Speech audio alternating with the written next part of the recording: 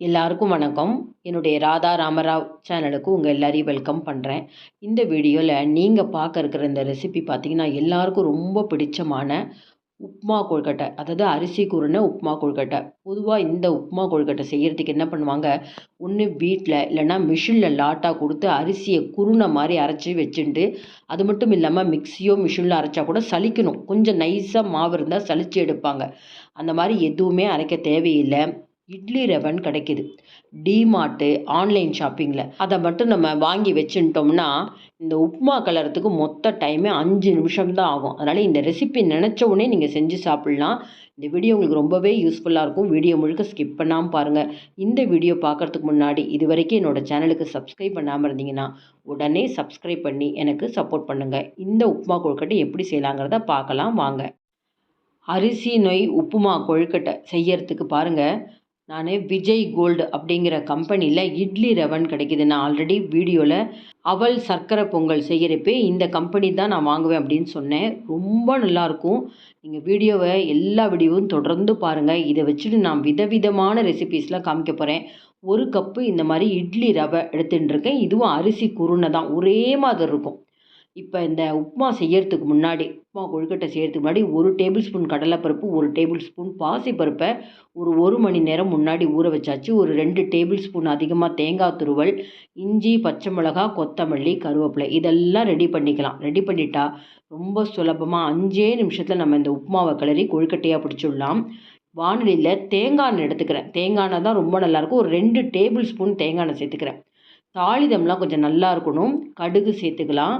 கடுகு பொரிஞ்சோடனே கொஞ்சம் ஜீரகம் சேர்த்துக்கிறேன். இது கூட அடுத்தது பார்த்திங்கன்னா வரமிளகா சேர்த்துக்கிறேன். அடுத்தது பச்சை மிளகா, இஞ்சி, கருவேப்பிலாம் தாளிச்சிக்கலாம். உளுத்தம்பருப்பு கடலைப்பருப்பு சேர்க்கலை, ஏன்னா ஆல்ரெடி கடலைப்பருப்பு நம்ம ஊற வச்சுருக்கோம். அதனால் உளுத்தம்பருப்பு கடலைப்பருப்பு சேர்க்கலை. தாளிதத்தில் கொஞ்சம் பெருங்காயமும் சேர்த்துட்டு நான் ரொம்ப நல்ல மணமாக இருக்கும். எதுவுமே இந்த தாளிதம் ஸ்கிப் பண்ணாதீங்க. இந்த மாதிரி நல்லா பொரிஞ்சோடனே பாருங்கள், ஊற வச்சுருக்கிற கடலைப்பருப்பு, ஊற வச்சுருக்கிற பாசிப்பருப்பு 2மே சேர்த்துக்கணும். இந்த மாதிரி நம்ம ஊற வச்சுட்டு சேர்க்குறப்ப அது உப்புமாவோட சேர்ந்து நல்லா உங்களுக்கு கொழுக்கட்டையில் வெந்து கொடுத்தப்ப சாப்பிட்றதுக்கு அவ்வளோ நல்லா க்ரன்ச்சியாக இருக்கும்.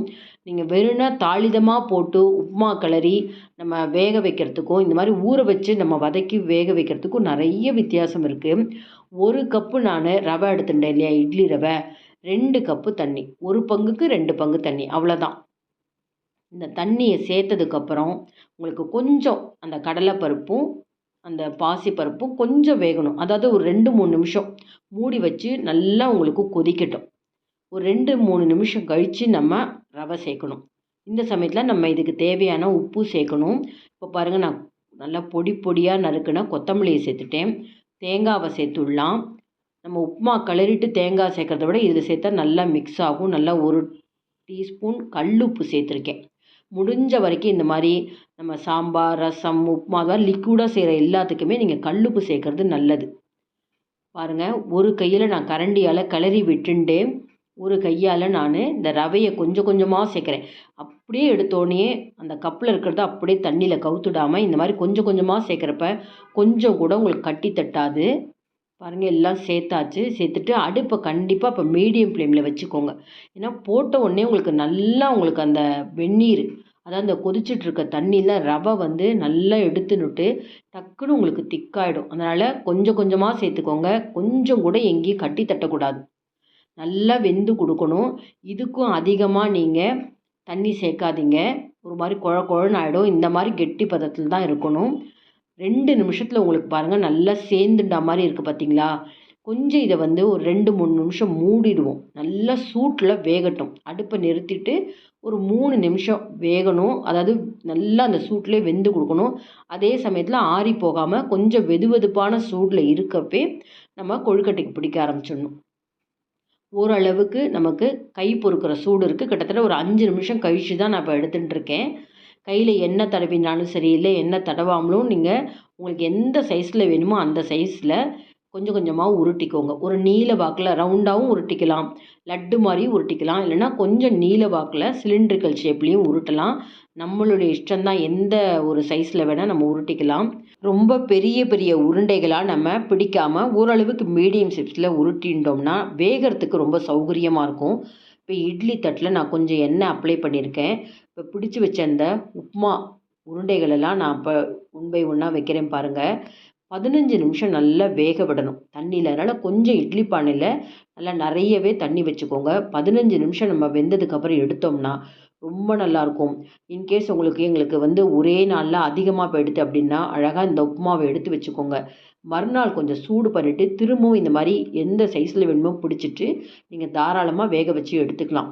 அதிகமாக போச்சு அப்படின்னுட்டு நீங்கள் நினைக்காதீங்க. உப்புமாவாக எடுத்து வச்சுக்கோங்க. இந்த மாதிரி கொழுக்கட்டையாக இல்லாமல் கொஞ்சம் பாக்கி இருந்தால் உப்புமாவாக எடுத்து வச்சுட்டு மறுநாள் கொஞ்சம் நம்ம தண்ணியில் வச்சு சூடு பண்ணிவிட்டு இதே மாதிரி நம்ம கொழுக்கட்டையாக பிடிச்சி வேக வச்சுக்கலாம். ரொம்ப நல்லாயிருக்கும். 15 நிமிஷம் குறையாமல் நம்ம வேக வச்சுருக்கோம். பாருங்கள் எவ்வளோ நல்லா இருக்குது பாருங்கள். அப்படியே உதிர்ந்து கொடுக்காம அப்படியே அந்த ஷேப்பே அப்படியே இருக்குது பார்த்தீங்களா? உள்ளுக்குள்ளே நல்லா வெந்திருக்கும். முக்கியமாக இந்த பாசிப்பருப்பும் கடலைப்பருப்பும் சாப்பிட்றதுக்கு ரொம்ப நல்லாயிருக்கும். நான் இன்றைக்கி மோர் குழம்பும் தேங்காய் சட்னியும் வச்சுருக்கேன். சாம்பார் கூட எடுத்துக்கலாம். மோர் குழம்பு ரொம்ப நல்லா இருந்தது சைட் டிஷ்ஷாக வச்சு சாப்பிட்றப்ப. இதை ஒன்றே ஒன்று நான் கட் பண்ணியும் காமிக்கிறேன். கொஞ்சம் கூட பொல பொலன்னு உதுராமல் நல்லா அந்த கொழுக்கட்டை மாதிரி எவ்வளோ நல்லா இருக்குது பாருங்கள். மிஸ் பண்ணாமல் உடனே இந்த ரவை எடுத்துக்கோங்க. டிமார்ட்டில் கூட இந்த மாதிரி ரவை கிடைக்கிது. இனிமேல் உப்புமா கொழுக்கட்டை சாப்பிடணுன்னு நினச்ச உடனே 5 நிமிஷத்தில் இந்த ரெசிபி செஞ்சுடலாம். மிஸ் பண்ணாமல் இதை செஞ்சு பார்த்துட்டு பிடிச்சிருந்தால் லைக்ஸ் கொடுங்க. கமெண்ட் பாக்ஸில் உங்கள் கமெண்ட்ஸை போடுங்க. உங்கள் ஃப்ரெண்ட்ஸ் அண்ட் ரிலேட்டிவ்ஸ்க்கு இந்த வீடியோவை கண்டிப்பாக ஷேர் பண்ணுங்கள். இது வரைக்கும் என்னோடய சேனலுக்கு சப்ஸ்கிரைப் பண்ணாமல் இருந்தீங்கன்னா உடனே சப்ஸ்கிரைப் பண்ணி எனக்கு சப்போர்ட் பண்ணுங்கள். இன்னொரு இன்ட்ரெஸ்டிங்கான வீடியோஸில் நம்ம பார்ப்போம். Thank you viewers.